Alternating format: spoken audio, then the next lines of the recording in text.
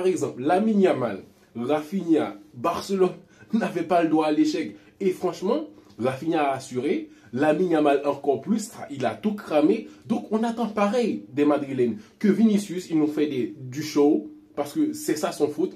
Mais quelque chose à souligner aussi pour Vinicius, c'est que les supposés connaisseurs ont détruit un peu le joueur. Parce que c'est un mec qui chambre sur le terrain. Chambrer, ce n'est pas quelque chose de mauvais. Parce que c'est entre joueurs, c'est entre footballeurs. Les footballeurs, ils comprennent ça. C'est pour ça que j'aime bien Riles quand il arrive à doser sur ça. Parce qu'il connaît l'ambiance qu'il y a sur le terrain. Donc, Lamine Yamal a ça en lui aussi. Lamine Yamal qui chambrait, qui aime ça pour dribbler.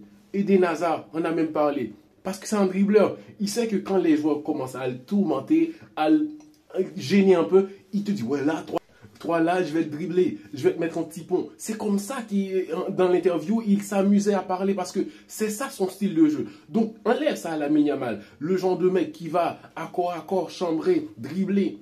Les dribbleurs, ça, tu vas les tuer. Donc, le système du foot actuel, le supposé connaisseur, ils sont en train de détruire Vinicius parce que c'est un mec, quand ça commence à chauffer, lui aussi, il est chaud. Lui aussi, il est chaud pour aller dribbler tout le monde. Mais dans les derniers temps, on n'arrive pas à trouver ce Vinicius qui aime aller dans les duels 1 contre 1. Mais c'est plutôt un Vinicius timide qui fait ce qu'on lui demande. Mais c'est pas ce qu'on attend. On veut plus.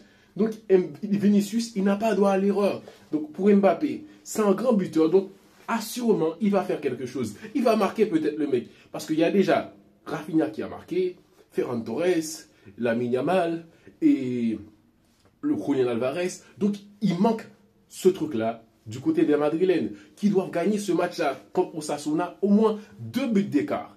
Et s'il faut un clean sheet pour mieux s'assurer que le Real Madrid défensivement, ça ne va pas être facile cette année. Donc, il faut un clean sheet, il faut des buts, il faut que Vinicius éclate, il faut que Mbappé montre certaines choses. Et la défense, le milieu de terrain, il faut qu'il y ait cette connexion, que le coach doit s'assurer qu'il y a les joueurs qu'il faut sur le terrain pour que ça roule au Real Madrid. Mais sinon, il faut que ça claque.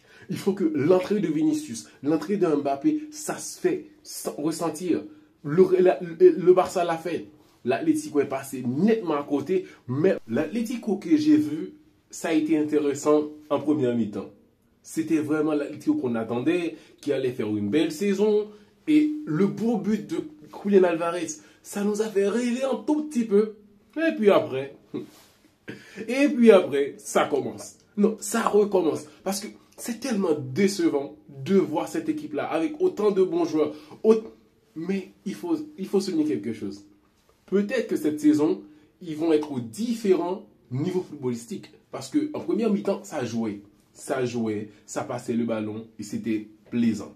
Oui, on peut le dire. Mais sinon, le reste, c'est à rejeter. Premier match, ça doit être vraiment un match marquant.